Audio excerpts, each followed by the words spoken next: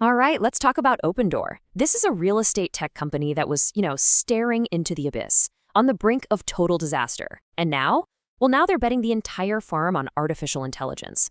It's a huge, high-stakes pivot, so let's just jump right in and see what's going on. And honestly, it all kicks off with this just incredibly blunt statement from the new CEO, Kaz Nejatian. I mean, this was on his very first earnings call. A quote like that, it doesn't just whisper, "We have problems." No, it screams that something went terribly wrong and forced a massive change.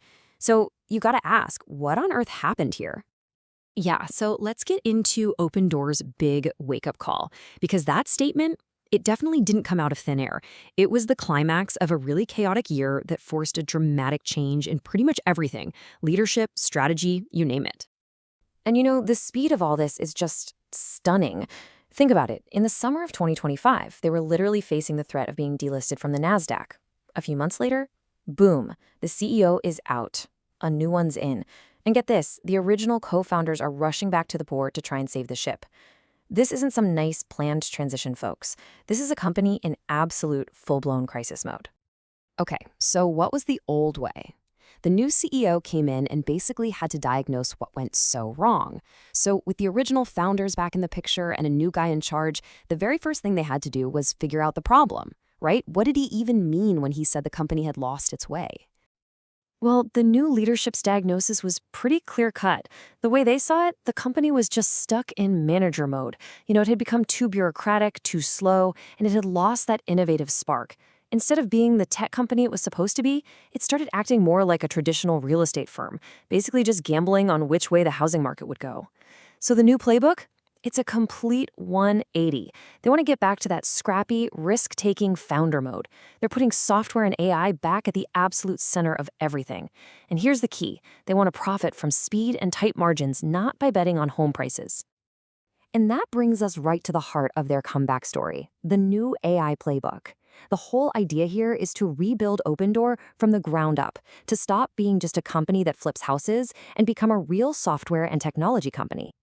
So you might be wondering, how are they actually going to use AI to pull this off? Well, the new CEO laid out this 4-step plan that sounds really simple on the surface.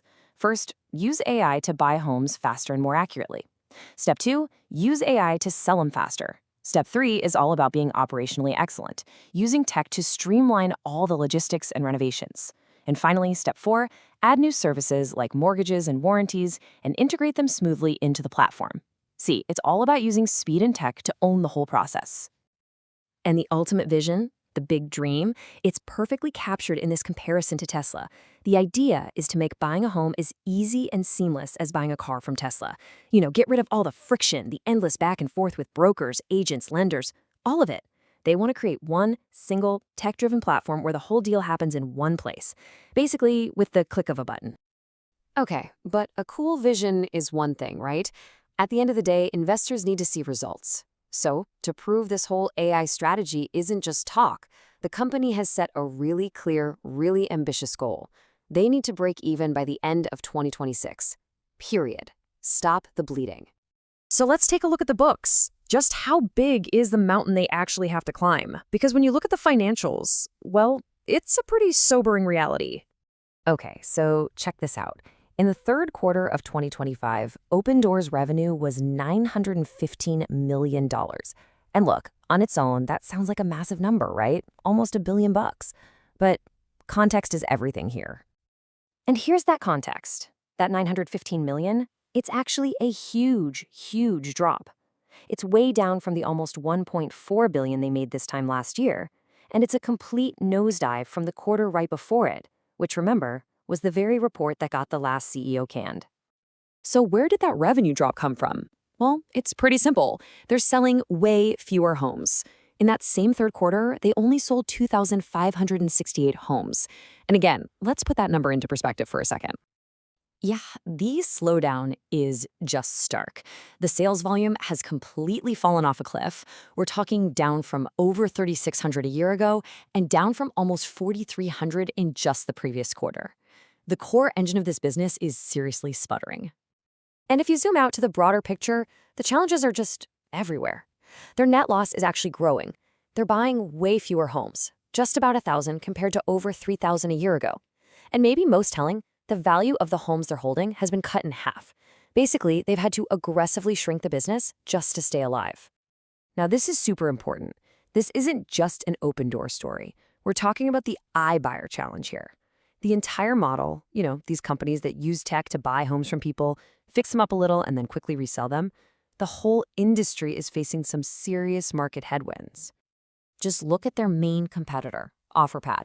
They are in a very similar boat. Their revenue fell by more than 50%, their losses are growing, and they also faced a delisting risk in 2025. But here's the interesting part. Notice the difference in strategy. OfferPad's CEO says their discipline is paying off, which, to me, that sounds a lot like they're just hunkering down, trying to wait for the market to get better. It's the complete opposite of what Opendoor is doing, which is trying to radically reinvent itself. And all of this brings us to the final critical question, right? Opendoor isn't just sitting back and waiting. No, they are attempting a radical reinvention right in the middle of a massive storm.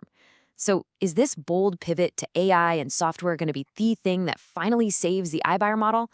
Or are the headwinds in the housing market just too strong to overcome? Honestly, that's the billion-dollar question that's going to decide the entire future of buying a home online.